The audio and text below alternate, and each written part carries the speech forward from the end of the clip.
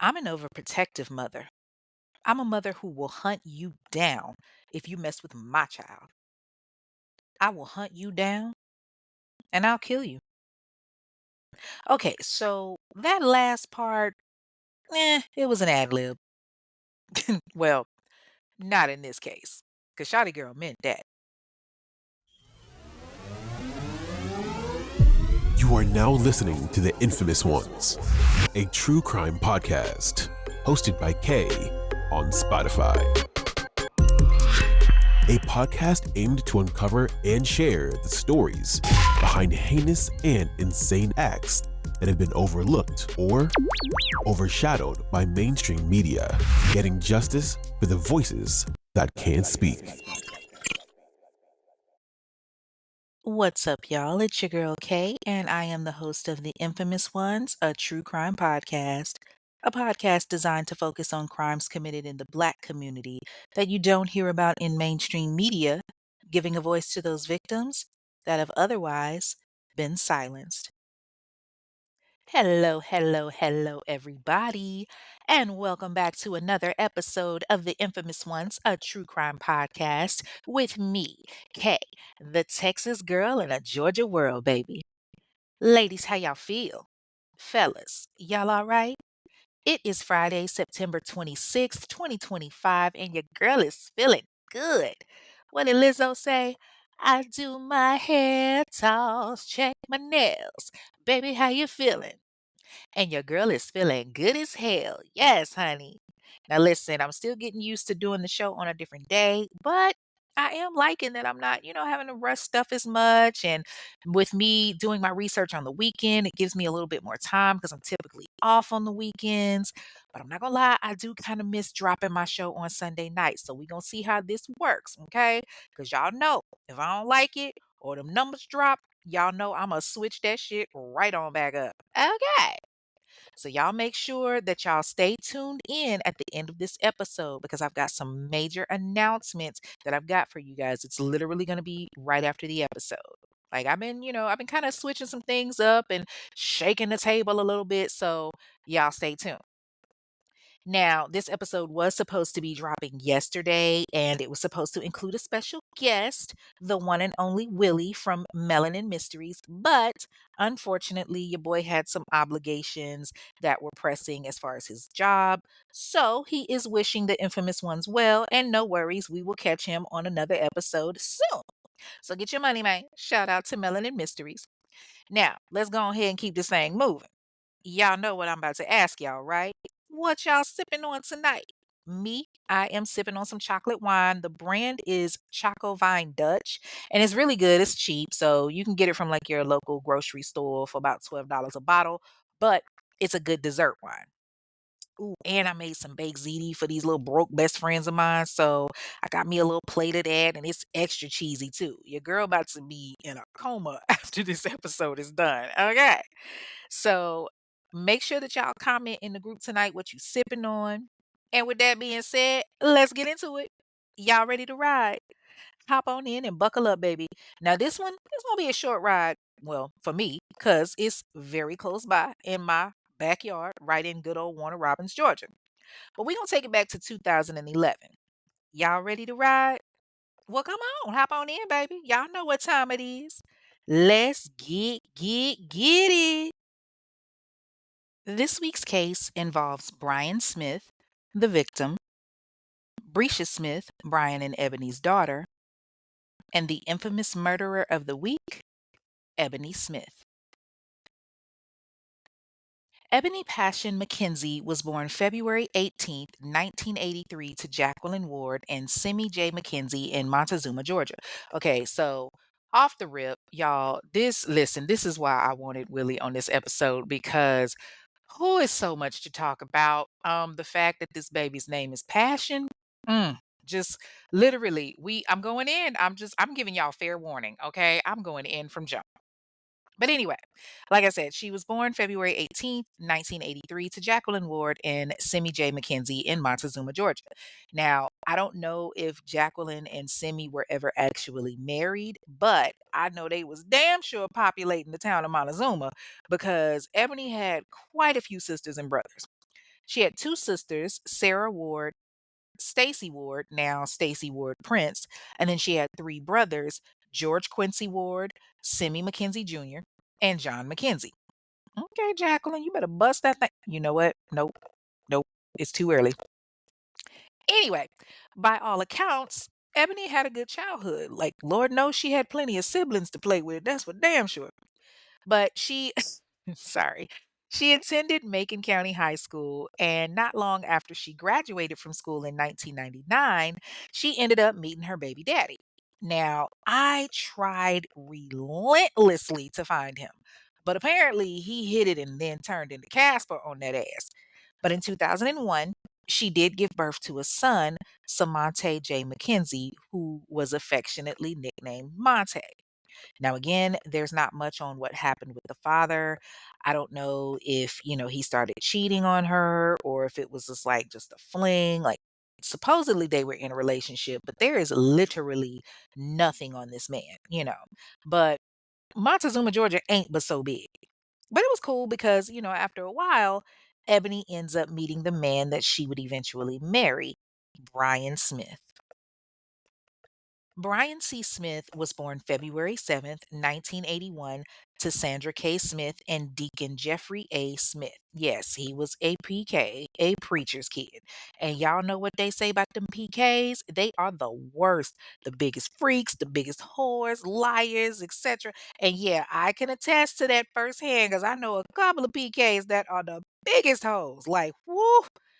Now, Brian came from a big family as well. He had two younger brothers, Kelvin and Marcus, and then he actually had a sister named Christy that his parents adopted later on. So, like Ebony, he attended Macon County High School where he graduated in 1999 as well. I'm thinking this was the only high school in this town because Montezuma is not big at all. Okay. But Brian was very much, into church naturally because your daddy is a preacher, and he attended Mount Olive Baptist Church, which was in Dooley County. Yo, okay, side note, Dooley County, oh my to the three living gods. The more that I learned about that place, it is insane. Like I said, this entire story is like right in my backyard. All Dooley County is these damn boiled peanuts and cotton fields and all of that. It's right there in Dooley County. Not to mention, it has Dooley State Prison, which is like designed to house sex offenders. Like, but you gotta read up on this town. But yeah, so he attended the church where he got baptized at an early age, and he was on the ushers ministry. He taught Sunday school, like most PKs, they gotta, stay in the church. But that don't mean that you ain't gonna be out here in them streets either. Okay, just saying. So after high school graduation, he decided that he didn't want to go to college and do the whole, continuing his education thing. And around the same time, tragedy struck when his father died of a massive heart attack. And he had to, step it up and be the man in the house and help his mom get through things. Listen, Black people, we got to take care of our bodies, okay? Like, we have the highest death rates from heart attacks and high cholesterol and high blood pressure and all of that. Take care of your bodies. Listen to your bodies, okay? So, after his high school graduation, Brian decided that he wanted to get into the military. So, he decided to enlist into the United States Air Force the very year that he graduated. And he wasn't playing. Like, he was very much about that Air Force life. Like, you have to do a lot of traveling and everything when you're in the Air Force. And while he was enlisted, he worked his way up the chain, so to speak. Like, homie was very well accomplished and decorated. He had different medals and badges and citations and campaign ribbons. He had an Air Force training ribbon, the National Defense Service Medal, an Air Force Longevity Service Medal, an Armed Forces Expeditionary Medal, the NCO Professional Military Education Ribbon, the Air Force Outstanding United Award with three different OLCs and a maintenance badge. Like I said, very well established and very well decorated. He got to be stationed in a whole lot of different places, one of which was Fairfield, California, where he served as an aircraft mechanic at Travis Air Force Base there. Now, he served his 6 years and ended up getting an honorable discharge in 2005. So once he, got discharged, he came back to Georgia and, he didn't stray too far from the Air Force Base because he ended up getting a job at Robins Air Force Base, which is in Warner Robins, Georgia, where he became an aircraft technician. During that time, he also decided to join the fraternal organization, the Masons, where he joined the Masonic Lodge number 291 in Oglethorpe, Georgia. And he also worked his way up there as well as a senior warden. And shout out to the Masons, by the way. My papa is one of the best Masons that I know. They've been around since like the 1700s. So if you don't know, baby, let me learn you something, okay? As the old folks would say, let me learn you something. So now he's back in Warner Robins and everything, and he's single, he's living his life, and he's out there having fun. He's got a good job, he's a highly decorated soldier, and all of that. And in the midst of everything, he comes across Ebony McKenzie. And he sees her and he's just like, yo, she fine as hell. Mm, mm. I guess there's somebody for everybody. Whew. I'm sorry. If you okay, I'm gonna post the pictures. Y'all can judge for yourselves. Listen, there is somebody for everybody. Me personally, I mm, mm, all I can say is punching bag body. But go off. So he comes to her and he spits his game, and they start talking and everything. And the next thing you know, they hooking up. And I don't know if they got married first or if it was after the fact, but Ebony comes to him and she was like, "Baby, listen, I know this is happening kind of fast, but I'm pregnant." And in 2007, Brian and Ebony not only get married, but they have a beautiful baby girl that they named Brescia. So they've got the perfect family as husband and wife. She's got her daughter and her son, and Brian is being a great father and stepfather. From the outside looking in, they were that perfect family. Brian is a hard worker and provider. Now, I don't really know what Ebony was doing. Like, I couldn't find anything on her career, like nothing. I mean, I know where she went to school and, her family and stuff, but she didn't have any type of paper trail, which is it's kind of weird, honestly, but I'm assuming maybe, she was a stay-at-home wife. Who knows? Like this, it was like Casper with her. She was a ghost. Looking for unique, personalized gifts that stand out? Look no further than Trinity's Treasures, also known as 478 Customs.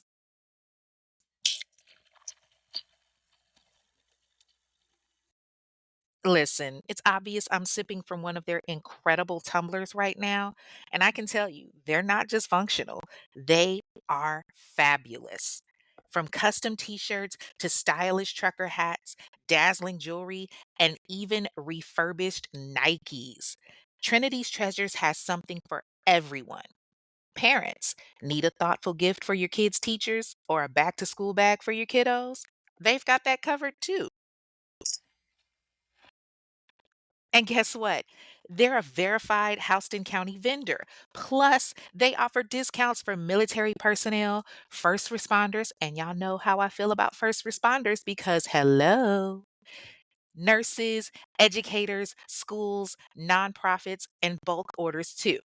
So text 478 205 9472 or join their Facebook group 478 Customs. Tell them Kay sent you and get ready to be amazed by the most incredible personalized gear. Trinity's Treasures, where your treasures come to life. As time went on in her and Brian's marriage, she started to feel like, okay, something's going on with this nigga. And ladies, we know when a nigga is out there cheating, we know deep down when he doing foul. We know deep down when he's, making moves that he shouldn't be doing. And that was the kind of feeling that Ebony was getting when it came to her marriage with Brian. She was like, okay, something's not right. Like, this nigga out here moving foul. And sure enough, she finds out that he's cheating on her.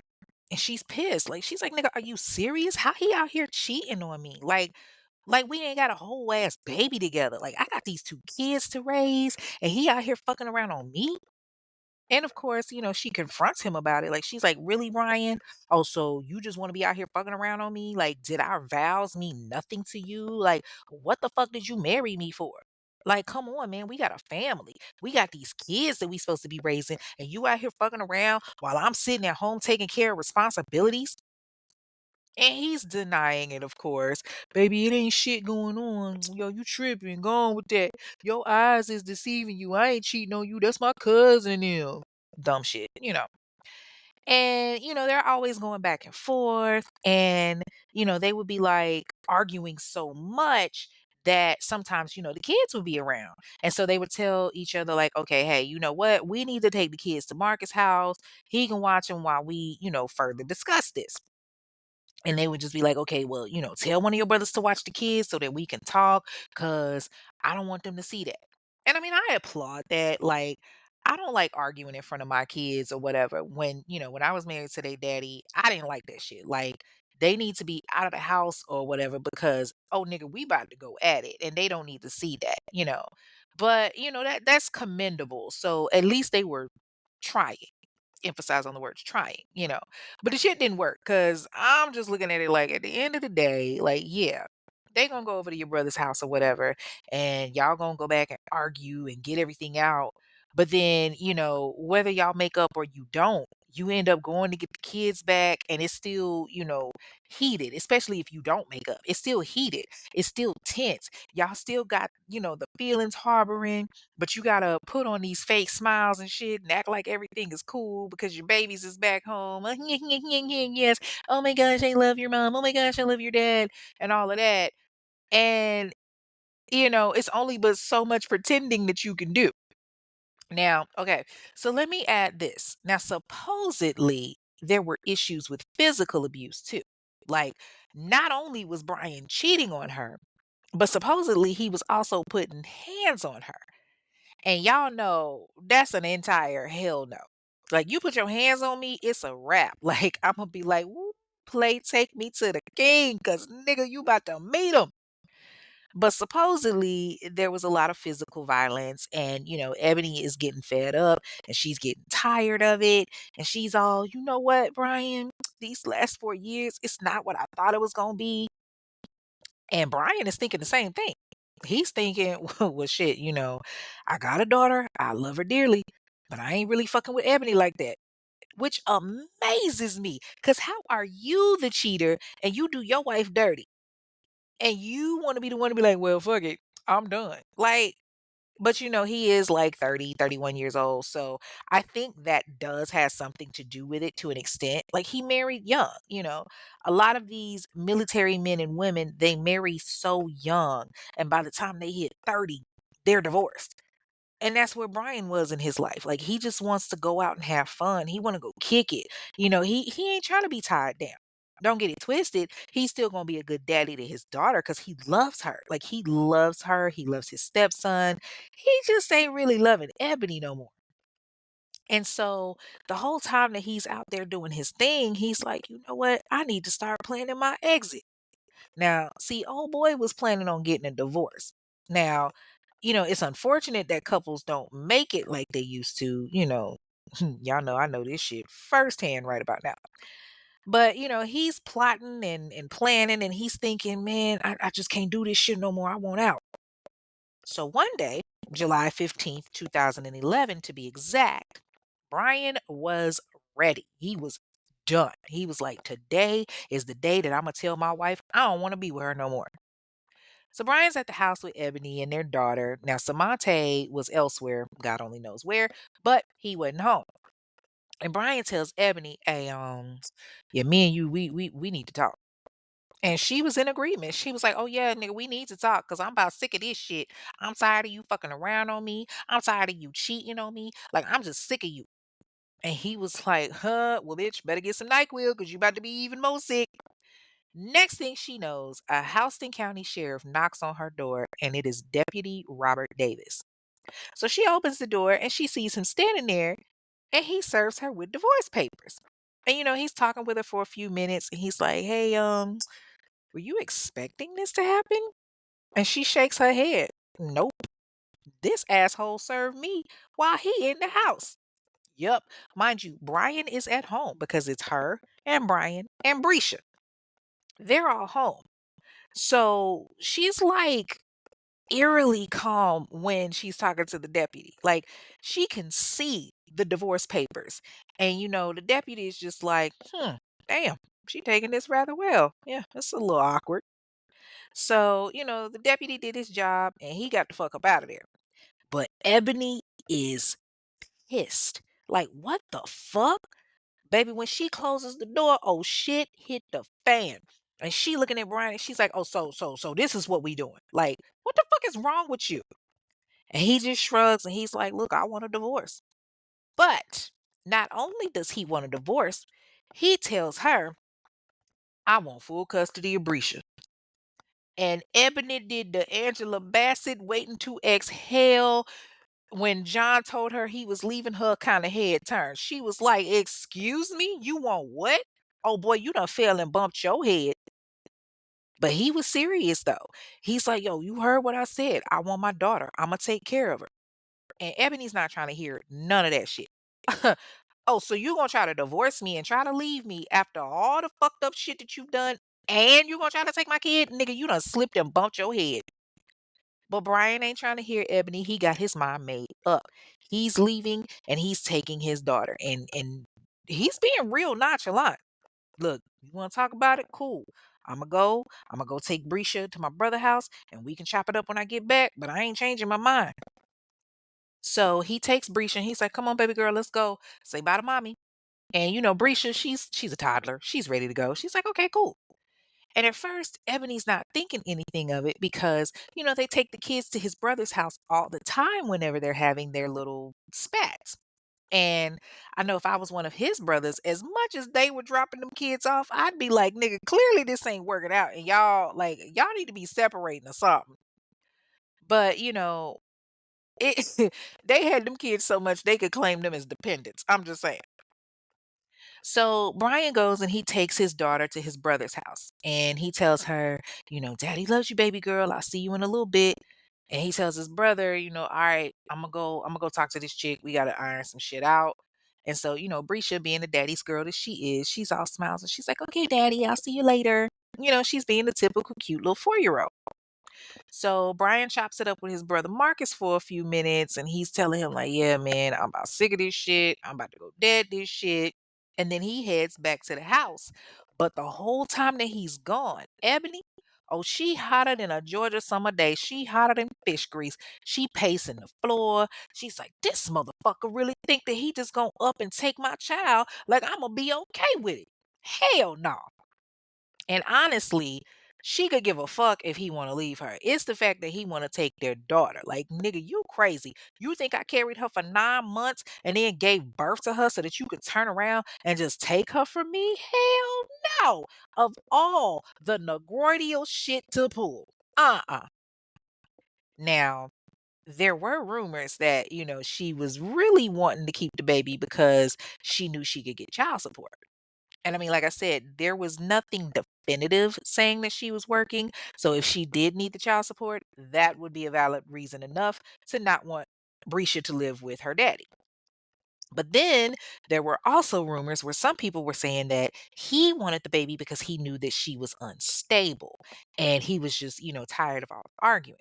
Like he was tired of the way that their marriage was going. So he wanted to just end everything and get a clean break. Like that was the best thing to do, get a divorce, get custody and move on. So he goes back to the house and it's early in the afternoon around 5 o'clock or whatever. And he gets back to the house and he tells Ebony, "Listen, this conversation is long overdue. I dropped Brescia off at my bros. I told you what I want. I ain't happy. I got love for you, but I just don't love you no more. Like, I want you to sign this paperwork." And Ebony hears him, but all she kept saying is, "Where is my child? Where is Brescia? You not taking her." And Brian is just looking at her like, she crazy, like she slow. He's like, "Yo, what you mean where she at? You know where she at. I told you I was taking her to my brother's house." And the more chill Brian is, the more amped up that Ebony is getting. You must think I'm Boo Boo the Fool if you think I'm going to let you take my daughter. And they're arguing and getting in each other's faces. And Ebony is mad as fuck. Brian, where the hell is my daughter? And he's irritated because he knows she knows exactly where Brisha is. Like, she's like, Brian, I want my daughter. I want my daughter. And then the next thing you know, Ebony goes and she goes to the back room and she grabs his gun. See, Brian had a 40 caliber handgun, and with one of those handguns, it holds a fair amount of bullets. And so he sees her grab it and he's like taunting her. Yo, what the fuck you gonna do with that? Bad question to ask, homie. And she's like, "Oh, you really want to know?" And she fires one off. Pop. Now, she intentionally shoots past him. And now remember, he is in the service, so obviously he has weapons in the house. But she shoots past him, and now he's realizing, like, this bitch is serious. Like, she's fucking crazy. And this is the point where I start to think, No, you done fucked up, right? No, no, no, no, no, no, no, no, no, no. You know you done fucked up, right? because why in the hell would you go and get this man's gun? Like, first of all, it's his gun. And that's really I don't understand why people just spiral when shit goes bad in a relationship. Like, that's not gonna make somebody say, "You know what? Let me work it out with this person." Like, if anything, it's gonna push them further away. But that's what she did. So she goes and gets his gun, and he's like, "Yo, this bitch is crazy." But now he's singing a different tune. Now he's telling her, like, "Yo, you need to calm the fuck down.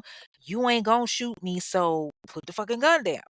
But at that point, Ebony wasn't trying to hear him. She's like, "Nah, you gonna tell me where my child is. You ain't taking my baby from me. You ain't taking my daughter." And he's still like coming at her kind of somewhat. And he's like, "Seriously, Ebony, you not about that life. Like, you ain't gonna shoot me." Yeah, that's probably the wrong thing to say to a bitch with a gun in her hand. And she emotional as fuck. And you trying to take her kid. And so they're standing in the narrow ass hallway and he's just barking at her like, "Put the fucking gun down, Ebony. Get that fucking gun out of my face. You ain't gonna do shit." And at that same time, he's also shaking like a stripper in church. And so I guess he instigated one too many times because the next thing you know, pop, pop, pop, Ebony emptied out the whole motherfucking clip. She starts shooting and shooting and shooting, and Brian's body flies backwards and lands into the bathroom because literally the whole time she's got the gun in his face and she's coming at him, he's like backing away, telling her to calm the fuck down and all of that. But there's not really many places that he can go. Like, both of them were kind of big. Let me just throw that out there, okay? Both of them were kind of big. Like two sacks of laundry. Um, Sorry, that's probably wrong. But yeah, like I said, they were both kind of big, so the hallway was a little narrow. So he hits the ground and he's got all these holes in him. Like, he got more holes than a condom that Future got in his pocket. Okay. And at this point, Ebony is realizing what she's done. And she's thinking to herself, like, "Oh fuck, I just killed this man." So she starts to panic and she's crying and she's upset and she's got this gun in her hand and she's just feeling like, "Okay, what did I do? What did I do? I'm about to lose it all." So she goes into their medicine cabinet and she grabs all the bottles that she sees and she just starts popping pills. She popping them shits like Tic Tacs. She gets into their bed and she lays down. Now, while this is going on, Marcus, which is Brian's little brother, he's calling Brian trying to figure out what's going on because he knows, that he went back home to have the discussion with Ebony. And Marcus knows that Brian wants a divorce, so he's calling him, but Brian ain't answering his phone because, yeah, he's laid up there dead. And so Marcus, he decides he wants to go over to the crib himself. So he hops in his whip and he goes over to Brian and Ebony's house and he walks inside. And I'm assuming he got a key or whatever, but he goes inside the house and he sees his brother Brian laying on the bathroom floor dead, and he is mortified, hell, traumatized. So he calls 911, and it's like right before 6 o'clock, like it's 5:59 to be exact. And he's crying and he's telling the dispatcher, "My brother dead, man, my brother dead." And they get the police dispatched out there and they find his body on the floor in the bathroom. And they see that his upper torso is just riddled with bullets. But as they're in the house, they start, canvassing the scene, and they go into the back bedroom, and there they find Ebony with her Malcolm XXL ass passed the fuck out in the bed from all the pills that she took. And the cops see, and they're like, "Yep, this looks like a murder suicide attempt." So they shake Ebony awake, and she's looking around dazed and confused. And, she's in an altered mental state. She ain't all the way there. Like, she's just out of it. And so the cops tell her, "Ma'am, we're going to take you to the hospital. You need to come with us." They put her in handcuffs and they take her by ambulance to the medical center of Central Georgia. And she's placed in the intensive care unit on life support. Like, that's how much shit she had in her system. She had to be put on life support. And so she was there for a good minute too. Like, this wasn't no, "Oh, we just gonna hold you here for the mandatory 72 hours." Nah. That ass was there for a while, like some months. The Central State Hospital said that she was diagnosed with major depressive disorder, recurrent with severe psychotic features. She had delusions and hallucinations and serious impairment or inability to function. And she was considered a high risk for suicide. So at some point, the police are questioning her, and she tells them, "I shot Brian because he wanted to divorce me. I was tired of, being lied to and cheated on. Plus, the nigga put his hands on me. He hit me in my face a couple of times that day, and then he pushed me down, and that's why I shot him. I was just defending myself." But the cops did an exam that night, and she didn't have any bruises anywhere, so shit wasn't adding up. So while she's in the hospital, the cops are combing the scene and they find the empty bottles from all the medications that she had taken. And then they find the gun that she had used to shoot Brian at the foot of the bed. So, the family is having to identify the body, and, they got baby girl to take care of because Brisha's still with Marcus. And, she's thinking her daddy's going to come right back, but he's gone. And she's like, "Where's my daddy?" And they're having to tell her, "Baby, daddy's not here right now. Daddy's not coming back." Plus, Samante is having to learn that his mama has been arrested.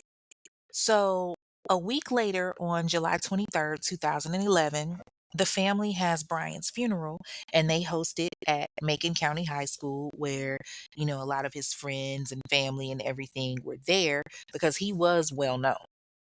And Ebony, she's still in the hospital during all of this. Now, there was actually a petition to allow her to go to the funeral, which was crazy to me because had I been Brian's family, bitch, they would have had to put me in cuffs too because I would have been on your ass. Like, the fuck you look like coming to the funeral of the man that you killed because he wanted a divorce and wanted custody. But, that's how that went. Ebony had to stay in the hospital for a very long time because, she was on suicide watch, and she didn't actually get transferred to Houston County Jail until November 29th of that year. She was finally out of the psych ward, so she got transferred to Houston County Jail November 29th, 2011, and the courts end up giving her a public defender because obviously she couldn't afford an attorney. So she ends up with Nick White, and she's officially indicted, and she gets charged with malice murder. The ADA at the time, Julia Bowen, was prosecuting the case, and she made it clear this was premeditated. She had time to think about it. So they charged her with malice murder, and she was indicted December 13th, 2011. She's held at Houston County Jail because with malice murder, you're not going to get a bond. And so at her initial pretrial hearing, May 19th, 2012, she pleads not guilty. And her attorney, Nick White, you got to give it to him because he's trying hard. He goes for the insanity plea or mental illness and mental retardation as the defense for her shooting Brian. Now, sadly, shortly after she pleads not guilty, on May 31st, 2012, Ebony's mother, Jacqueline Ward, passes away at the Phoebe Sumter Medical Center in Americus, Georgia. And she didn't even get the opportunity to go to her funeral because she's still in jail, which, basically put her into a further depression. On January 16th, 2013, Judge Edward Lukemeyer orders a mental competency exam, and he tells the attorneys, listen, this needs to be done before her trial, point blank, period. So she has the exam, and they say that she's competent enough to stand trial. And I think it was just because they were tired of waiting. Like, so she gets indicted again January 29th, 2013.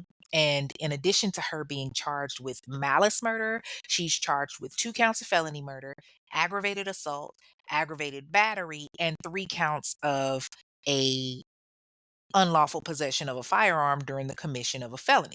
Baby, the way they stacked them damn charges, whew, it was like a freaking whopper of charges. Like they said, it's gonna be Burger King, have it your way today. Okay. They were gonna make sure that her ass didn't go nowhere. So the whole time she's awaiting trial, that ass was still in Houston County Jail. Now, her trial began August 5th, 2013, and she was still represented by Nicholas White. The prosecutor at that time was John Fowler and Dan Babler, and then Judge Edward Lukemeyer presided over the case.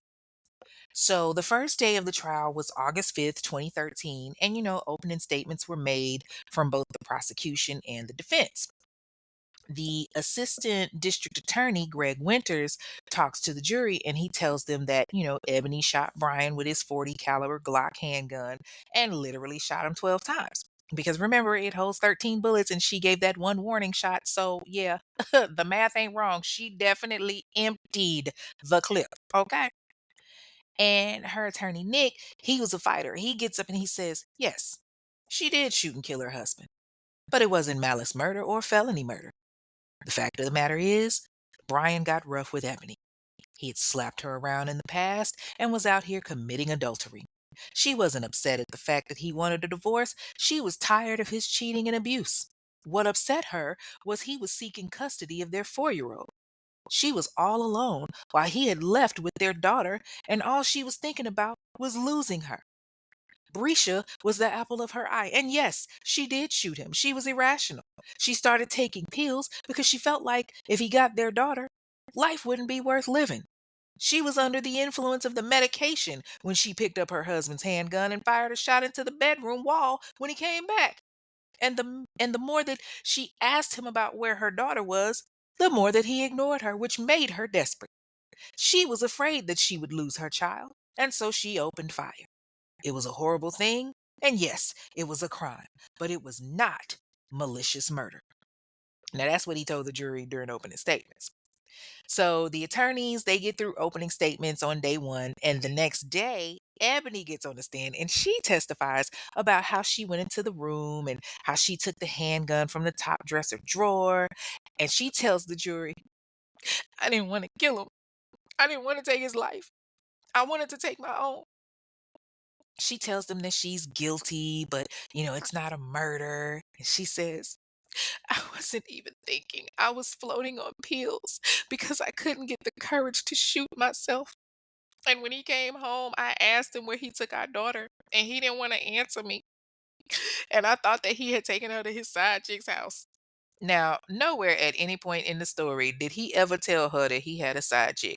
Homie was out there spreading his dick around, but this was something new. But she was just like, it just made me feel like he was trying to take my baby and hide her from me. So I took the gun and I just kept shooting. And then I took some more pills and I was going to shoot myself, but there weren't any bullets left. Looking for a book that resonates with your soul? Well, look no further than Author K, a master ghostwriter, storyteller, and author who weaves tales across multiple genres, from heartwarming romance to gripping urban horror. Whether you're searching for a contemporary romance that sweeps you off your feet or street lit that reflects the realities of life, Kay's writing speaks to the heart of every reader. Her work also passionately highlights the Black Lives Matter movement, bridging narratives that matter. Dive into the journey of discovery, empowerment, romance, and connection through Kay's incredible reads. Visit www.mizk.com today and dive into a world of unforgettable tales. That's www.mzkaye.com. Your next favorite book is just a click away. And the attorneys ask her, well, who asked for the divorce? And she said, well, I asked for it and I wanted him to pay for it. I was just I was just kind of surprised that he wanted to take Brescia. Girl, what? Okay. Because you definitely said on the stand that you knew he wanted a divorce, but okay. So then the ADA Cliff Woody gets up and he says, Ebony, we looked at the divorce papers. Nowhere on there did it state that Brian was looking for custody of your daughter. Did you think about talking to an attorney first? And why did you shoot him so many times? Oh, baby, Ebony broke down on that stand. She's babbling. She's barely able to answer any questions. She is a wreck. And the medical examiner also testifies, and he talks about how many times Brian was hit, which was quite a few. Dr. James Whitaker, who was the medical examiner for Houston County, he gets on the stand and he testifies that Brian was shot 9 times based on various entry wounds. He was shot in the abdomen, the chest, the right arm, and the right leg. And when Ebony saw those pictures of his body, oh, she lost her shit. She was boo-hooing like a baby. Oh my God, Brian, my husband. Oh my God, what did I do? You shot him, bitch. That's what you did. What you mean? The sergeant for the police department, Matt Moulton, he testifies about how he was the one that came in and found Ebony in the bed and how she was in a lethargic state and how, she was out of it and all the empty pill bottles. And he tells the jury, she told me she was very mad and she was tired of being lied to and cheated on. Now, according to my research, there was a little bit of controversy there because there was an audio recording of that conversation that he had with Ebony, he being Matt Moulton, the sergeant for the police department. Now, according to that audio, he says that she said that she was tired of being, lied to and cheated on. But in the audio that they played for the courts, you didn't hear her say that. And they tried to mention this in court, but it's not necessarily a bad thing because, they're not going to play the entire recording. So they were able to get away with that, especially since they were going in and out of the bedroom and everything to stage the scene. Then they also had one of the crime scene investigators, Juan Herrera. He gets on the stand and he talked about how some of the bullets weren't even recovered. Like there were numerous shell casings and a few bullets that were recovered nearby, but like one of them made it all the way to the bathroom sink, and some of them went through the wall into the master bedroom. Like, this was a fairly quick trial.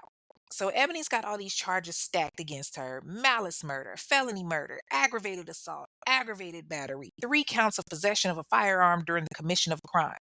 Now, there was an alternative charge that was put into place of voluntary manslaughter in the place of murder that Ebony's attorney was trying to get overturned because he's trying to make it seem like it was a moment of passion since Brian wouldn't tell her where their child was. But the jury was like, no. They rejected that alternative charge, and the charges that she had originally been given had, stuck. So on Wednesday, August 7th, the jury goes off to deliberate, and it takes them about 4 hours, and they find Ebony Passion Smith guilty of all of the charges. And now she has to get ready for sentencing the next day. Judge Lukemeyer listens to the prosecution and to the defense. The prosecution, they tell the jury this was malice murder if there ever was. She was laying around waiting for her husband. She knew what she was going to do. She cornered her husband in a bathroom and she shot him. All the reason that she tried to take her life is because she couldn't deal with the guilt. And Ebony's attorney, he's still trying to fight for old girl. He said, okay, again, yes, she did kill him. Yes, she's guilty of aggravated battery, aggravated assault, and the 2 counts of possession of a handgun during the commission of a crime. I agree with prosecution on that. But what I do not agree with is the malice murder. If anything, it was voluntary manslaughter.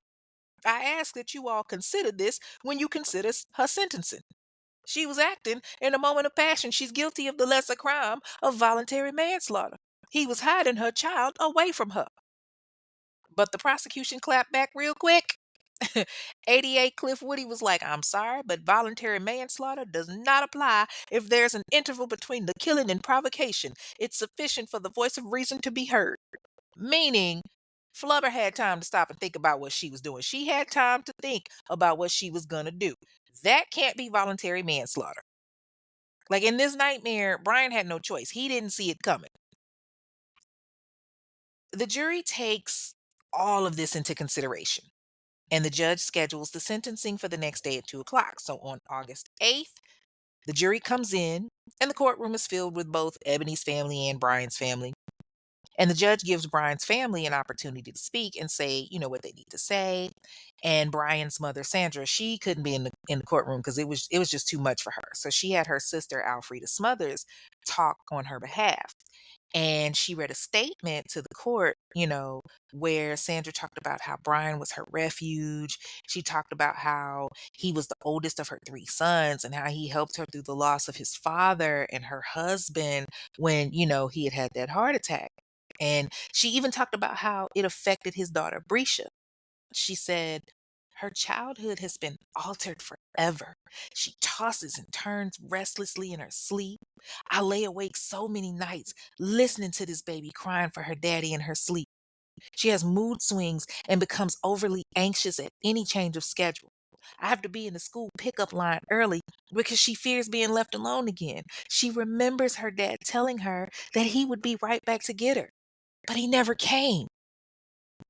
And she wasn't the only one that had anything to say. Marcus, which was Brian's little brother, he gets up and he says, I'm paranoid to the point where I can't go to social places without thinking something's going to happen. I have to constantly watch my back because of my sense of security. Panic or anxiety attacks are frequent. I can't get the visions of seeing my brother dead out of my head, and I often have nightmares about it. Now, Brian's other little brother, Kelvin, also had something to say. He talked about the troubles of, leaving his daughter behind. Like, she'll never get the opportunity to get to see the kind of person her dad was, or to know that she will never get to have her dad at her graduations, won't get to see her off to prom, or get to walk her down the wedding aisle. It depresses me. Ebony's family was there as well, and they were quiet because, Ebony told them, listen, I don't want y'all to make any statements on my behalf or anything. Like, I have to face this. And they honored her wishes while she's sitting in the courtroom and, she's crying and she's keeping her head down. And the judge asked her, does she have anything to say? And she said, no, it was too much for her. The prosecution tells the judge, we want life in prison. If you decide to give a parole, that's you. But, just know we want life in prison. So the judge considers everything and he considers the jury's recommendation. And he tells Ebony Smith, I sentence you to life in prison with the possibility of parole after 30 years. And that's, according to Georgia's sentencing guidelines. So when Ebony hears this, she is bawling. Like her sister breaks down crying to the point that they had to escort her ass up out the courtroom. And her father, he's just sitting there just numb.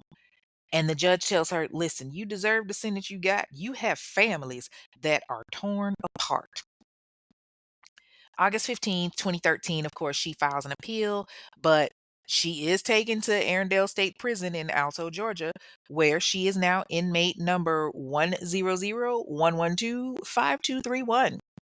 She was given life in prison for the murder charge, plus 5 years for the possession of a firearm during a crime, and she has to serve 30 years before she will be eligible for parole. So she will be eligible for parole in August of 2043. Because Brian had already filed for the divorce and Ebony was served, November 14th, 2014, the divorce proceedings were dismissed naturally because he's now deceased, so technically she's a widow. Just a few years ago in 2022, her father passed away. From what I've seen on social media, Ebony's son is now grown and he's in the military as well. He's in the army. I believe he has two children, but he's 24 years old and he's worked his way up in the ranks. Her daughter Brescia is a teenager, and I believe she's still living with her grandmother. I saw a post that she had made on the wall of the funeral home when Ebony's mother Jacqueline had died. She identified herself and she was just like, "Oh, hey, grandma, this is Brescia, Ebony's daughter." I was like, "Oh my gosh." She was like 6 when she made that post. And, she talked about how she missed her granny. It was so sweet. But yes, that, ladies and gentlemen, is the story of Ebony Passion Smith. And now it is time for Fair or Foul, where we look at the justice system to determine if the sentencing given was indeed fair or if it was just some bullshit that's going to have us sitting back saying, "What the fuck?" So, yeah, in this case, life in prison with the possibility of parole after 30 years, I 100% agree with. I don't know if this man was actually beating her. I don't know if he was actually, abusive to her. The day that everything went down, for her to say that she was abused and there was no physical evidence of such, that seems like a cop out to me, like a bad lie. It's so many women that are out here that are actually getting their asses beat and afraid to talk. And here you are lying. You know what I'm saying? Like, at the end of the day, I don't think it was a situation where he took his child to his side chick's house. I don't see that either because you're still her mama. I do believe that it was malice murder because you had an ample opportunity to stop. The minute that you fired the gun in the first place and you didn't hit him, you had every capability and skill of hitting this man, but you intentionally fired past him, which means that you knew what you were doing. So, yeah, I believe it was malice murder. I don't think it was voluntary manslaughter. I don't think it was a crime of passion. I think you knew exactly what you were doing, and so you're getting what you deserve. Like, okay, so he was out here hoeing around and he asked for a divorce. What was the reason of killing him though? What's the reason? Yes, he was cheating. Yes, he was a hoe. Yes, he was out there bopping around. But let's keep it a man. No judge is just going to willingly give a man full custody. Like, I'm not trying to be funny, and this isn't against any man that has full custody of their child or children. But if they do, they went through the pits of hell to make that happen. Like, I know when it comes to men and the custody system, it's rare. And, I do know a few that have full custody of their kids. But in most cases, the mama would have to be an all out crack addict and just be the worst of the worst in order for her not to have any type of custody. Like, at most, you would have had to share custody, and you should want to do that anyway because that's her father. He may have been a shitty husband, but he was still a good dad by all accounts because nowhere in there did you ever say that he was a bad father. Nowhere in there did you ever say that he wasn't taking care of his child. All you talked about was you was tired of him lying to you when you were tired of being cheated on. But if he was such a bad dad, then yeah, I could say, okay, hell no, you can't take my child. But you didn't say that. So you absolutely got what you deserved and be glad that your ass didn't get the death penalty. Like, at the end of the day, like I said, the system is designed for, mothers to have custody of their children. Again, not saying that that is right by far, but women are, let's keep it a band, we're natural, nurturers. But, at the end of the day, you never said that he was a bad dad. So why were you so upset that he wanted to take her? Like I said, you had opportunity to handle things the right way. The fact that this is what's really tripping me out. The fact that you actually wanted to attend this man's funeral is fucking crazy to me. I would have been stomping a mud hole in your ass over there. You over here, ooh, ooh, ooh, you over here built like a whole iPhone charger and got the audacity, you got the nerve, the unmitigated gall to file a petition to come to his funeral? And now you've got two children that are growing up without their mama and one who's growing up without her father as well. Like, I don't know if Samante's father is active in his life. It doesn't appear that way because I didn't see shit on his social media when I was doing my deep dive. But I'm glad that he's grown up, to get into the military and make something of himself and make a name for himself. Like, he seems genuinely happy. He's a father himself now, so I know that, he's doing what he can to be in his child's life. And he's a good son because he acknowledges her on social media. Like, he still gives Ebony her flowers. But now you got your baby girl and she's sitting here without her mama and her daddy. She's being raised by her grandma because you felt like you didn't want him to take her from you. Even if he had taken her in that moment, fucking fight. Go to the courts and do it the right way. Because if he was such a bad dad or if he was such a bad person, that's when you take it to the judge and you show them so that they can make the decision. Yes, there's a strong possibility that you would still have to share custody because why would you not want to do that? You married this man, you had a child with him, so you felt like he was good enough at some point to have a baby with. Like, girl, you better learn to let him co parent and get that baby sometimes. At the end of the day, shit, I'll be throwing my kids to their daddy, tell them, hey, come get these little jokers so I can get a break. Okay? But it's not gonna get to the point where if he ever tried to take them, I would do something so drastic. And hell, at one point he did try it. But it's never I'm not gonna be like, oh, Imma kill this nigga. Now, if you put your hands on me, that's a reason to defend myself with a weapon. But even then, he, still be careful with that. Like if you're saying that you were so cool about the divorce and that wasn't bothering you, then you should know that he's going to want to have some type of relationship with his child because hello, it's his child. But like I said, definitely fair. I can only hope that if you do get the possibility of parole after 30 years, that you take that opportunity to really get your shit together. I'm sitting up here looking at all these pictures of her, and she just looks so like fucking unfazed. Like she looked like she going to get her nails done instead of going to prison. Like, come on, man, get your shit together. I can only hope that you have a relationship with your daughter. You may still be able to have a relationship with your daughter. She'll be 36 at the time that you get paroled. If you get paroled, she'll be 36, and your son will be 40.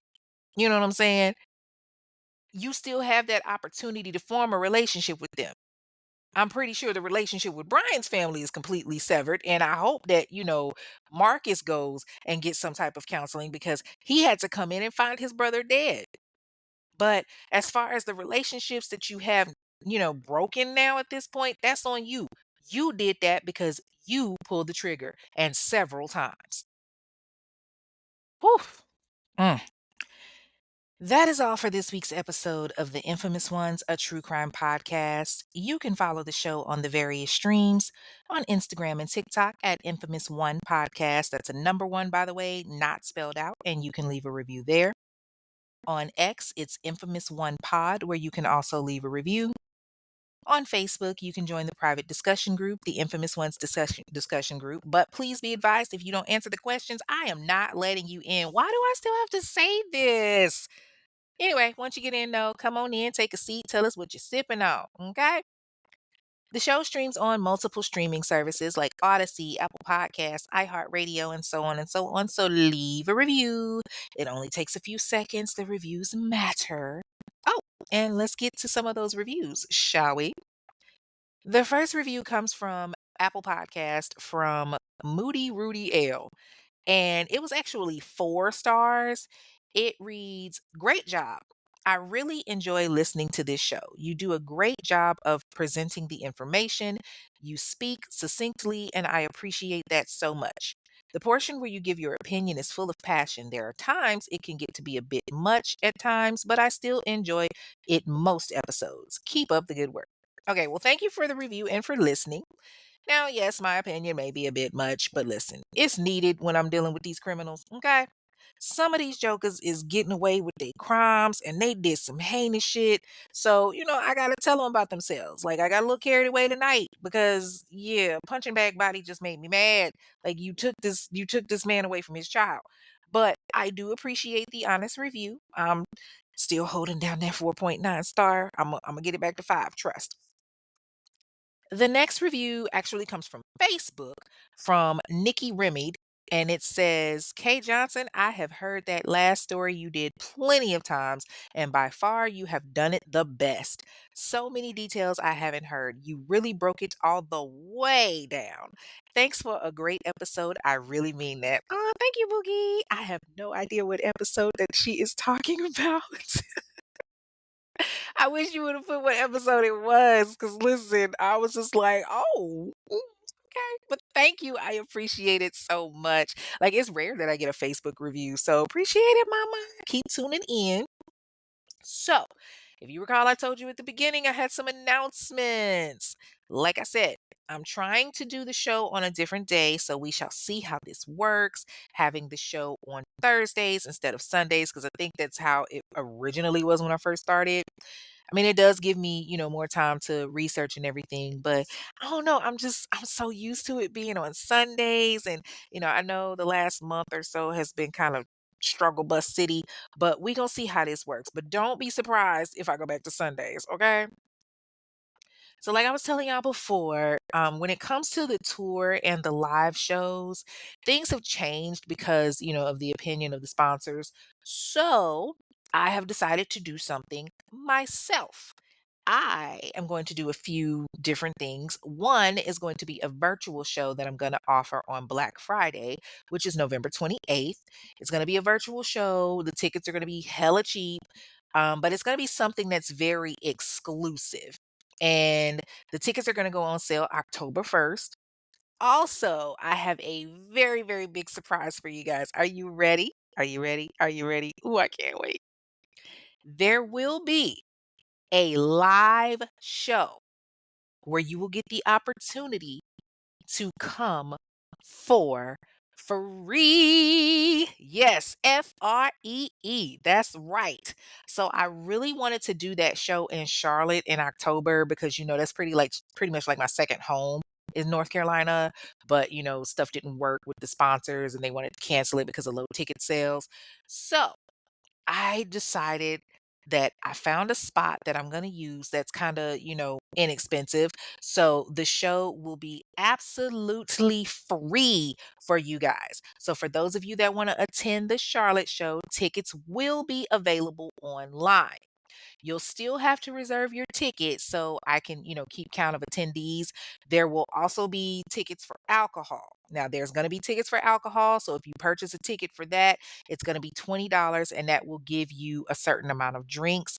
I'm going to have a bartender on hand to, take care of you guys. So if you purchase the ticket, it has to be purchased in advance. You will not be able to purchase drink passes that day or, get it at the bar. The company requires the tickets to be purchased in advance. And I'm still, kind of ironing out the kinks on that one. But the show is going to be in Charlotte, North Carolina. It's going to be free on January 17th, 2026. Again, it's going to be a free show. So, in order to attend, you will still have to reserve tickets. They're going to go up on Eventbrite, or I may use another platform, but you'll still be able to get your tickets for free. And then you'll also be able to purchase the alcohol tickets as well. So you can't just, show up the day of and be like, oh, I'm here for the show. No, you have to reserve your tickets online because this is the best way for me to keep track of everything. Um, Especially, since it's going to be a free show. And I am gonna have to, come out of pocket a little bit, but I really, really want to do something for you guys because I hated the fact that, the October show got canceled. So this is a really, it's kind of a cheap spot, but I think it will work and you guys are gonna love it. Now, y'all remember to check out The Missing Ones, a true crime podcast, every other Saturday night on all streaming services. So there's no episode this Saturday, but there will be one next Saturday, October 4th. I'm trying to make it a weekly thing, but I need y'all help, in getting them numbers up for that to happen. So tell your friends, tell your mama and them, all of that. If you want to support the show or if you're feeling the spirit, meaning that liquor we've been sipping on, go ahead and click the link at the bottom of the screen from whatever app you're listening to this episode on and hit listener support to subscribe. Subscriptions start at 99 cents. You can also donate via the Cash App at infamous one pod. That's INFAMOUSONEPOD. The donations go toward court documents, interviews, and etc. And of course, shout out to my snack gang gang. Love y'all. If you have a case that you want to hear more on that you feel has been ignored in the Black community, if you want to inquire about ad space, or if you want to leave a review, send an email to infamous1pod@gmail.com. That's infamouspod@gmail.com. Also, be advised, we are accepting sponsorships. There are sponsorship packages available that start at $100. If you want some more information on that, feel free to send an email or you can inbox, okay? Or you can also leave a comment in the discussion group. And shout out to all the podcasts, BTCC, which is Melanin Mysteries, Melanin Mayhem, Not My Brother's Keeper, Sip of Red Rum. Shout out to Sisters Who Kill, Black Girl Gone, all of them. And thanks for the shout out from Black Girl Gone. Like, much love. It's much appreciated. I love you so much. Thank you, thank you, thank you. Once again, people, please share, share, share. This podcast is growing by the day and it means the world. So keep sharing. Until then, y'all know what it is. I'm your girl Kay. Thank you for tuning in, and I will see y'all next week with a new episode, possibly with your boy Willie from Melanin Mystery. So y'all, go ahead and hit him up and buzz him up and be like, hey, quit playing games, okay? Stay mobbing, y'all. Peace. Thank you for listening to this episode of The Infamous Ones, a true crime podcast hosted by Kay. Be sure to like and comment on your favorite podcast platform and subscribe so that you never miss an episode.